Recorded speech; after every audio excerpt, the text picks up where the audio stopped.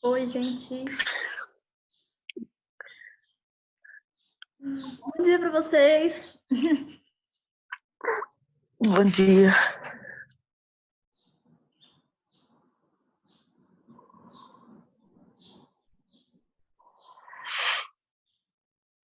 Pois é, não é o nome de vocês aí, então é meio complexo.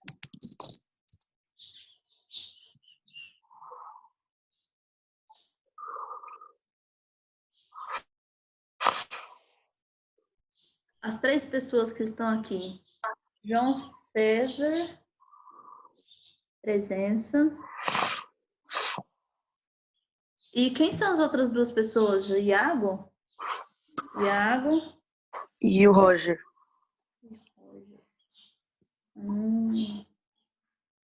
Ótimo.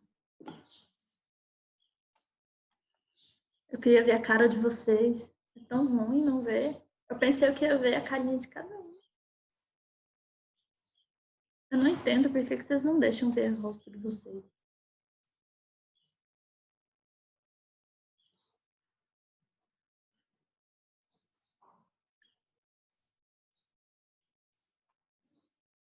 Luiz Henrique.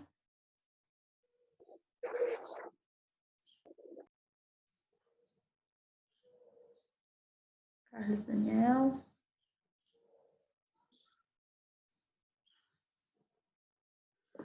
Olha só, gente, nós vamos no livro hoje. Vou colocar aqui. Página 362. Tá?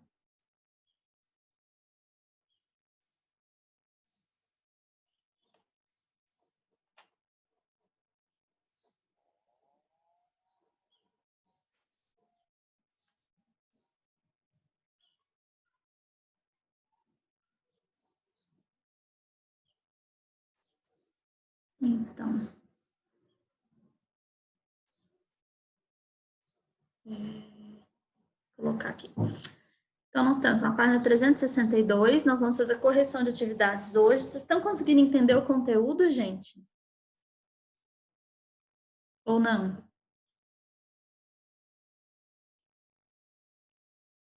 Vocês não conversam com a gente? Olha só, vídeo aula, a gente já faz e não tem uma pessoa para poder ter contato, conversar e tal. E aí agora, vocês não querem conversar comigo. É muito triste isso. Eu preciso de não me sentir tão só. Na sala de aula, vocês conversam horrores. E aqui não quer conversar com a gente.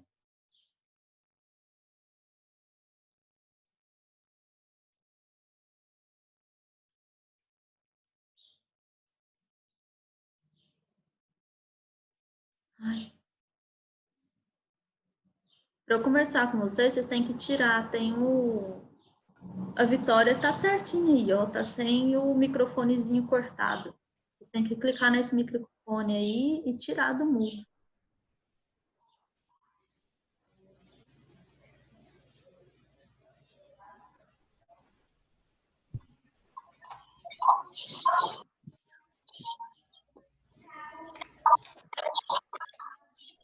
Vamos lá. Olha só. João César também dá conta de conversar comigo agora. Queria que mais pessoas também pudessem.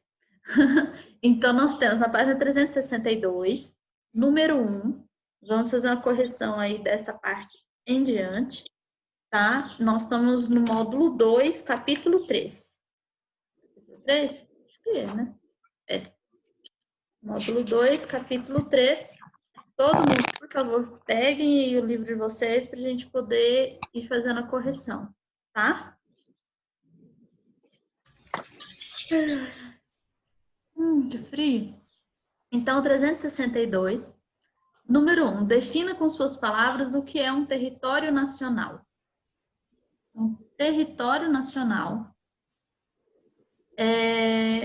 ela é uma resposta pessoal, né? Só que vocês vão colocar aí no sentido que território nacional é aquele em que o Estado exerce sua soberania. É formado por uma ou mais nações e delimitado por limites reconhecidos internacionalmente. Ou seja, é um país, né, no caso, em que ele tem um órgão que rege, tem um governo que rege, tem uma localidade específica com limites territoriais e ele é reconhecido internacionalmente. Existem locais que a gente já até viu a respeito, né, na aula passada, na videoaula, falando sobre isso, que existem locais nos quais você tem um grupo étnico com religião, cultura, com tudo diferenciado ali e ele não é reconhecido internacionalmente. Às vezes até tem um governo tomando conta, né, querendo ter uma liberdade política, só que ela não é reconhecida. Por não ser reconhecida, não é tido como território nacional, ok? Então, território nacional é aquele que um Estado exerce sua soberania. Número 2. Gente, está conseguindo ler, né? E entender. Vitória? Sim? Sim. Então, beleza. Não perguntei só para Vitória, para todo mundo, né, gente? Mas...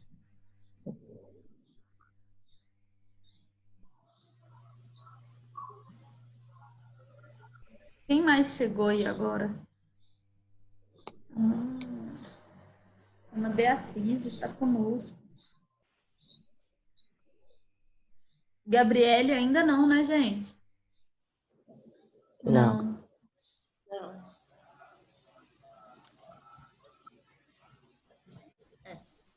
Então, aqui eu já coloquei presença. Então, Ana Beatriz, nós estamos na página 362, tá? Então, número 1, falando aí que é um Estado que exerce soberania. Ok? Então, nós temos a número 2. Estima-se que em 1500, o território que hoje corresponde ao Brasil abrigava quase 1000 nações diferentes, que somavam entre 1 e 10 milhões de pessoas. Atualmente, de acordo com o IBGE, existem 305 povos indígenas, somando cerca de 897 mil indivíduos. De acordo com seus conhecimentos sobre o assunto e o estudo do capítulo, responda: por que é correto afirmar que cada povo indígena representa uma nação? E aí, gente? Por que cada povo indígena representa uma nação?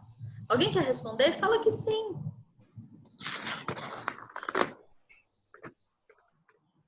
Pois havia muita popularidade pelas suas culturas e terras diferentes. Sim, você tem costumes diferentes entre esses grupos indígenas. Cada grupo indígena, ela tinha uma característica de cultura, laços, sua identidade em comum.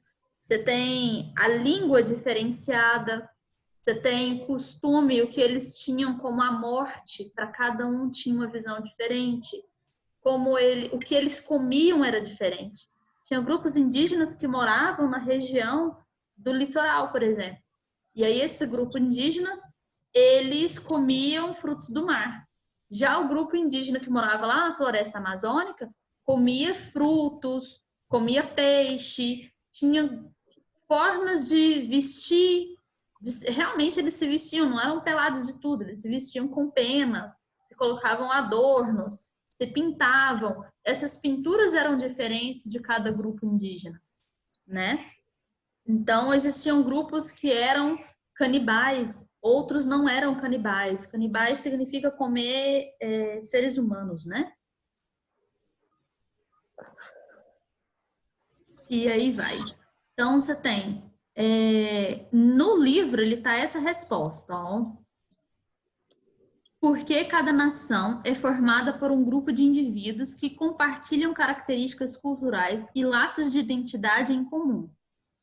Assim, cada povo indígena pode ser considerado nação. Vocês podem colocar de uma forma mais simples para vocês entenderem, tá, gente? Colocar que cada grupo indígena tinha características diferentes que o diferenciavam dos outros grupos. Aí vocês colocam exemplos, como a alimentação, alguns comiam frutos do mar, outros só pescavam e produziam seus alimentos, assim por diante. Ok?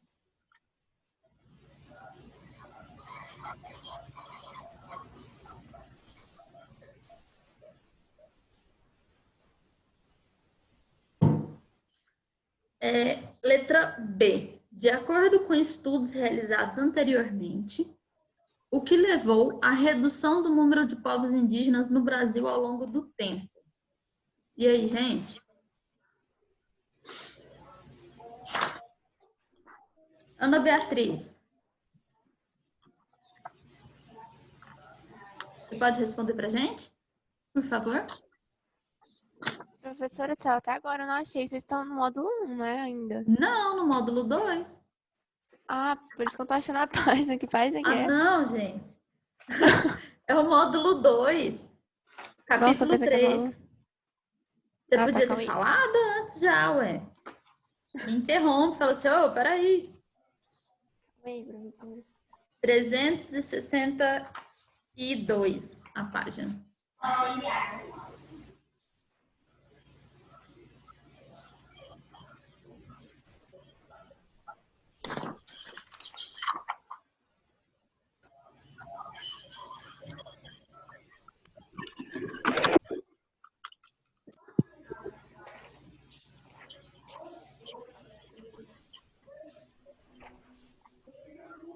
E aí, Carlos, Daniel, você sabe responder essa daí?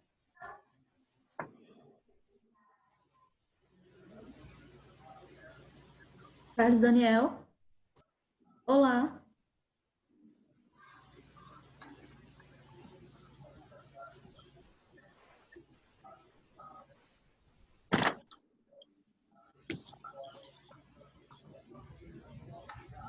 Não dá para ouvir, Carlos Daniel. Ele desapareceu, foi?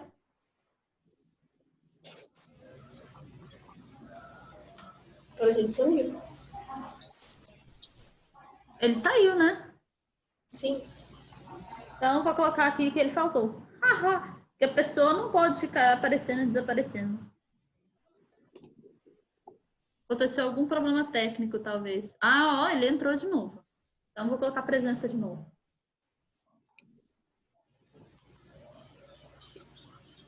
Vamos lá, gente. Ana Beatriz, conseguiu se sintonizar onde você está aí? Sim, professora. Sim? Então, vamos lá. De acordo com os estudos realizados anteriormente, o que levou à redução do número de povos indígenas no Brasil e ao longo do tempo?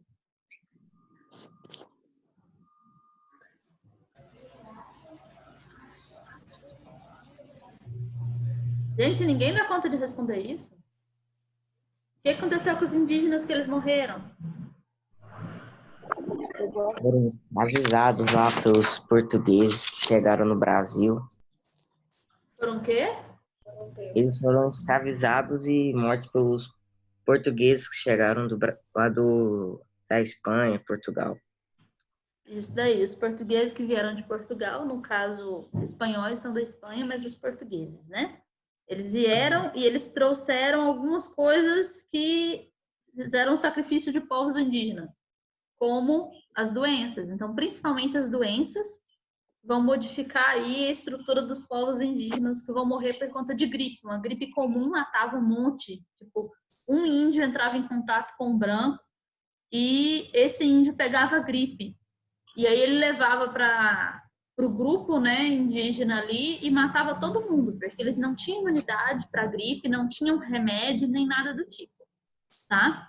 Então, a colonização do território, que atualmente forma o Brasil, né, provocou o extermínio de milhares de indígenas pelos colonizadores. Em outros casos, por doenças por elas trazidas. Então, vocês podem colocar aí os povos brancos, né, os colonizadores, trouxeram várias doenças que mataram os povos indígenas. E após a independência do Brasil, durante o século XX, o contato entre brancos e indígenas isolados levaram a muitas mortes, tanto por doenças contraídas dos brancos, como pela expansão de atividades agropecuárias e pelos conflitos de terra. Inclusive, atualmente, uns 2 anos para cá, o que tem de dados nesse ano principalmente, as terras indígenas diminuíram quase pela metade. Tá? Então, assim, ainda continua tendo diminuição das terras indígenas. Os índios, eles não vivem como a gente, tipo, cada um numa casa, coisa assim. Eles precisam de um território grande para sobreviver, porque eles caçam, pescam, produzem seus próprios alimentos. Então, eles precisam de um território grande para sobreviver. Nisso, quando você devasta esse território, eles são obrigados a sair dali e acabam morrendo, porque não encontram alimento. Okay? Ou então, eles não conhecem a mata, não conhecem os animais, e acabam sendo mortos por animais, e perdem seu território, perdem o seu convívio. Isso gera um problema gigantesco. Isso está bem tranquilo, né, de entender, né, gente? Uhum. Então, por que, em sua opinião, é importante que os povos indígenas tenham seu território reconhecido e homologado como terra indígena? Por que é tão importante que tenha essa terra indígena certa ali, ó, específica? Para preservar a cultura deles. Isso, preservar a cultura, o modo de vida deles. Eles têm esse direito, né? Porque eles, tipo, sempre viveram aqui. E a gente Exatamente. chega aqui e destrói tudo. Exatamente.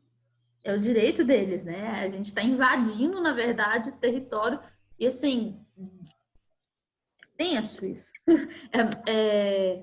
Nós temos também, eles dependem de extensos territórios para caça e coleta, e também para que suas línguas não desapareçam, evitar conflitos de terra, entre outros motivos. O que acontece? Se você tem um território que é separado para o povo indígena, ele é protegido por lei. Se alguma outra pessoa entrar nesse território e, por exemplo, um índio matar essa pessoa, na verdade, quem está errado é quem estava invadindo o território. Por quê? Isso é invasão de privacidade, é invasão do território deles, né? Isso é uma forma de proteger eles.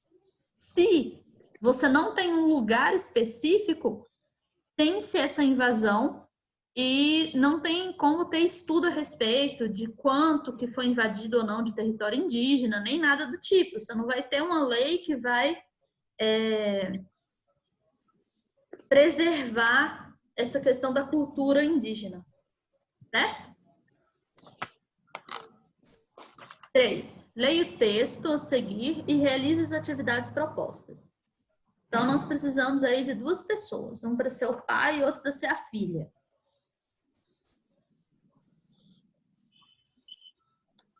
Gente, nós temos que agilizar nosso processo. Vocês precisam resolver o nosso problema rapidão. Alguém pode ler?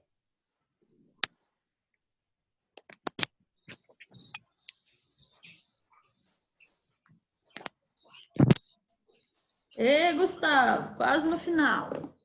Ninguém pode ler. Eu estou dando aula da mesma coisa de uma aula sem pessoinhas para poder vir, né? Então, você topa falar sobre cultura durante as férias? Podemos ir em frente? Posso ler? Pode. Começo do pai? Pode ser. Então, você topa falar sobre cultura durante as férias? Podemos ir em frente. Pode continuar tudo? Pode. Se você quiser, então, a cultura. Para começar, vamos falar de nós. De nós, mas não era da cultura. Sim, sua família. Suas origens, de onde você vem. De vocês 2 horas. De você e da mamãe. Do que você está falando? Você sabe quem a gente é? Quem são os seus avós? Essas coisas são importantes. Isso é cultura familiar. É mesmo? E isso existe? Eu não sei como vai juntar tudo isso mais tarde, mas essas particularidades familiares são referências às quais você vai estar ligada por toda a vida. Mistérios, questionamentos e principalmente elementos de memória que você vai ter de conservar, engajando-se numa continuidade que você vai escolher, ou rompendo com ela. Isto, aliás, vai certamente mudar conforme os períodos da sua vida. Todas as famílias têm seus segredos, sua história. Esta é a sua, a que tem importância para você. Você vai sofrer outras influências, claro, pois nasceu na França. E a cultura de seu país também conta muito, já que, por causa da língua, pelo menos, esta é a sua comunidade com a qual você tem ligação mais forte. Para mim, a cultura francesa não quer dizer grande coisa. Você ainda não percebeu, mas o fato de ter nascido na França a deixa impregnada com a sua história, seu modo de viver, com a variedade de suas paisagens e de seu clima. Os queijos, o vinho, a culinária, o filão de pão são representativos de uma arte de viver francesa. Mas há também a arquitetura. A religião católica, majoritária na França, provocou a construção de igrejas e catedrais cujas torres estruturaram nossa paisagem. Da mesma forma, os monumentos dos mortos que lembram que cada vilarejo contribuiu para as guerras, cuja memória é cultivada pelos franceses. Tudo isso parece distante quando a pátria não está mais em perigo, mas a memória familiar e também a dos povos está viva e se transmite de geração em geração. Esta é a sua herança. O que a filha descobriu sobre os povos e suas culturas por meio da conversa com o pai? Aí vocês vão colocar aí, ó, que tem o pai e a filha têm um diálogo sobre cultura e o pai explica que os povos acumulam cultura e transmitem às gerações como uma memória coletiva que cria o senso de identificação e pertencimento a um território. Então, você ter essa questão da cultura, ela é passada, ela é transmitida de pai para filho. E a gente faz parte dessa cultura, né? O pai, ele demonstra isso, que a cultura, ela continua existindo porque nós estamos vivos e nós temos essas heranças culturais de gerações passadas em que são vivenciadas no nosso presente, né? A letra B.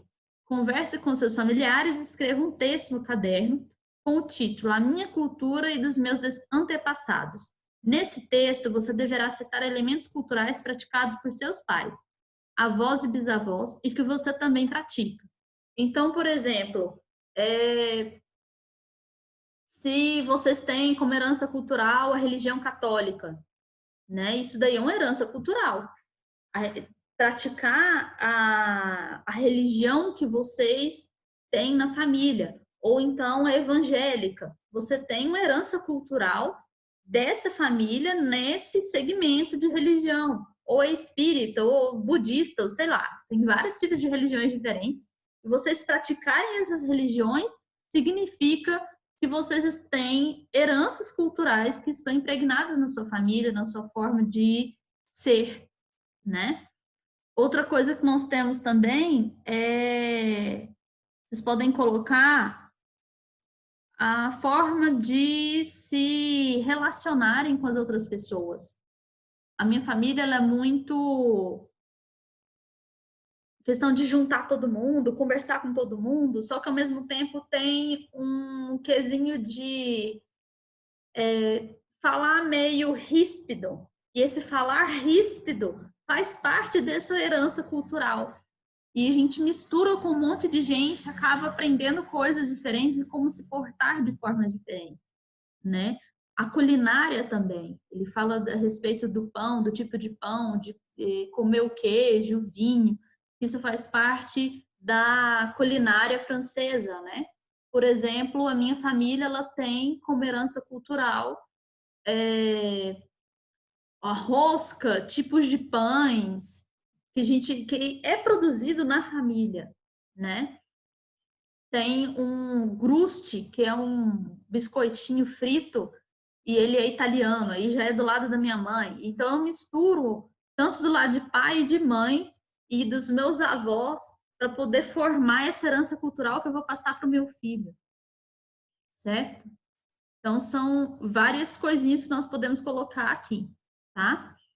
A rabanada. Rabanada é uma herança cultural portuguesa e tem na minha família, a gente faz a rabanada, nós fazemos rabanada todo Natal. Isso é uma herança cultural. Já do lado do meu marido não tem isso. Rabanada em hipótese nenhuma. Do lado da minha mãe não tem. É do lado do meu pai que vai ter.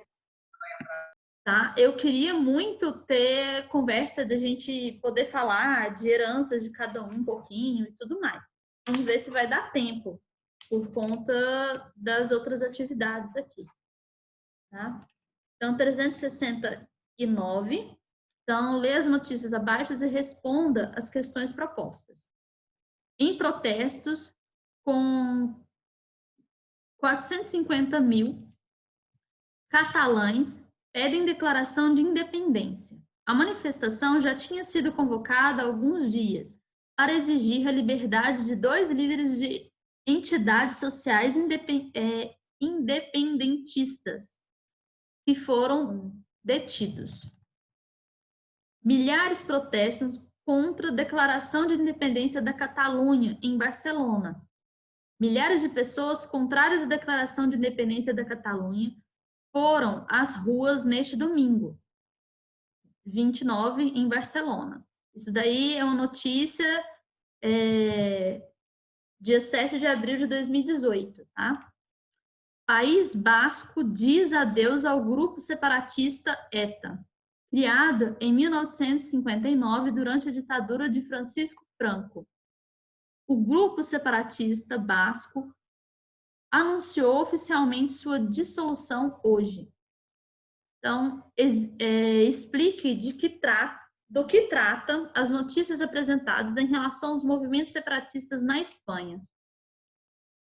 Então, as notícias informam sobre manifestações a favor e contra a independência da Catalunha, sobre a dissolução do grupo separatista basco também, ETA.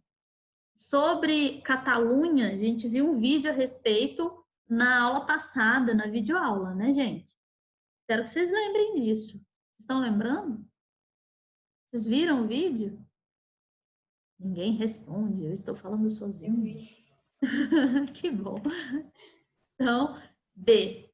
É possível afirmar que toda a população da Catalunha reivindica a independência da região? Justifique. Não.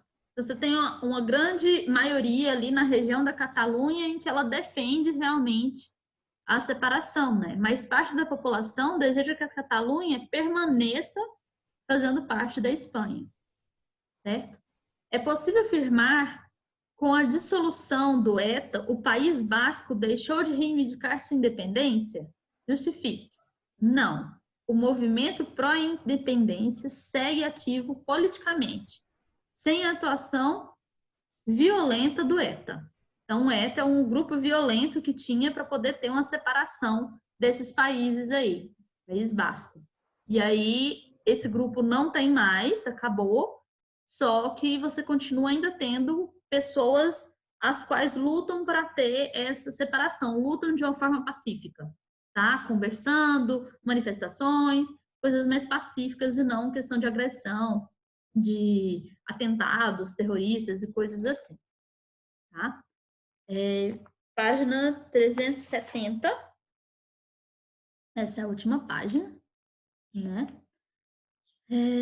Nós temos, então, aqui, em grupos de 4 alunos, no caso, nosso grupo aqui, e quando vocês estavam na casa de vocês e seu cérebro, quem sabe até algum irmão ou mãe, pai.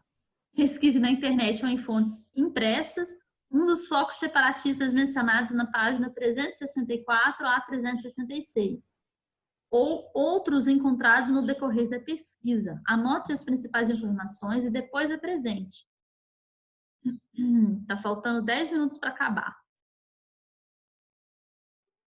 Eu não sei o que aconteceu aqui.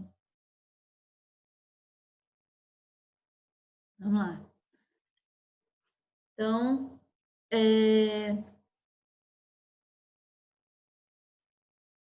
anote as principais informações da pesquisa, né? Depois apresente o resultado da pesquisa ao restante da turma. Em cada grupo, 2 alunos serão responsáveis por apresentar os interesses dos grupos separatistas e outros 2 os motivos pelos quais dos governos, né, os países em questão se opõem à separação. Então, isso era algo bem interessante da gente fazer na sala de aula, né? Grupos que querem separar e grupos que querem que esses países continuem juntos. E os motivos para poder acontecer isso. Vocês fizeram essa questão, gente? Eu preciso de você respondendo. Não? Fiz também não, Não. professora? Ué, gente, por quê? É só pesquisar na internet, grupos separatistas que querem se separar e o motivo que eles não, né, não é aceito. Não. Pois é. Então, vamos fazer.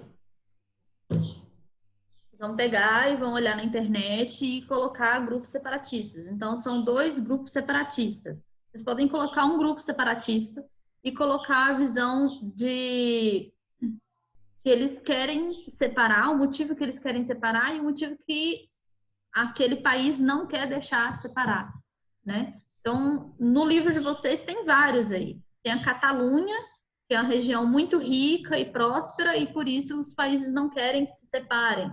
Já tem outras na Catalunha mesmo, eles têm um grupo diferente, né, com língua, a língua é diferente, costumes é diferente, o santo padroeiro é diferente, tudo é diferente. Até mesmo o hino, eles têm um hino, tem uma bandeira, tem todo um grupo, né, organizado ali para poder ter essa separação. 9. Temos 9 pessoinhas aqui. Então, Giovana não veio, né? Maria Júlia também não. Matheus também não. E é isso. São 3 pessoas que não vieram. Gente, sobre a atividade e sobre o anterior aqui, ó. Fala sobre a cultura. A gente conversar a respeito da cultura. Alguns de vocês querem conversar a respeito, falar do que vocês têm sobre heranças culturais que vocês fazem na família de vocês? Ana Beatriz, Carlos Daniel, Vitória, João César, Iago, ninguém, Roger, Gabriele. Uma pessoa que queira compartilhar. Eu acho que a minha família mesmo é só do brasileiro mesmo, porque, tipo, meu pai não fala nada de Portugal, tipo, nada. Só o meu avô. Mas seu pai já morou em Portugal ou veio de lá, alguma coisa ou não?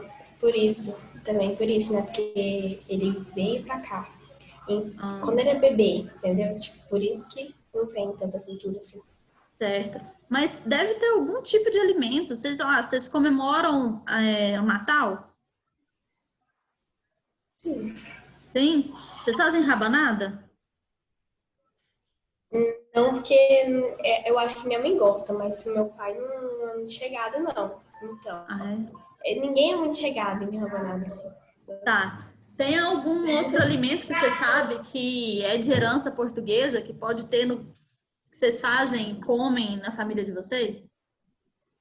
Que eu me lembro agora, não. Pois é, isso é uma coisa que era para vocês pegarem e fazerem como tarefa de casa, de conversar realmente com a família de vocês. Sentar com a família de vocês e ter, tipo, uma coisa que a avó fazia e hoje em dia a gente continua fazendo, sabe? Esse tipo de coisa é importante a gente ter e lembrar para passar para os filhos de vocês futuramente. Não vai ser para sempre que os avós de vocês vão estar vivos. E provavelmente, às vezes, até os pais de vocês nunca estudaram e foram a fundo desse conteúdo, sabe? conversar realmente com os pais. Uma coisa que eu sempre fazia e hoje em dia não tanto quanto antes.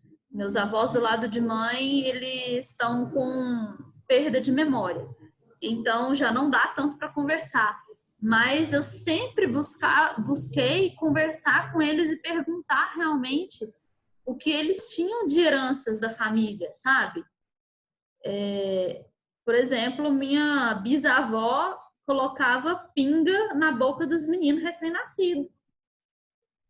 O filho acabou de nascer, ia lá, pegava, molhava o dedo e colocava na boca do menino. Porque tinha que aprender a beber. Isso é um absurdo. Nossa. Mas faziam. Isso é uma herança cultural em questão de, sei lá, da cabeça deles, né? E assim, são coisas até meio engraçadas que acontecem que a gente precisa aprender. A gente precisa ter isso de a conversa com os avós, bisavós, quem tem bisavós, é muito importante para eles, principalmente, para eles se sentirem úteis, sabe? Sentir que é querido, é amado, que tem uma história para poder passar para a gente, e a gente, além de gostar, aceitar, tem a questão também de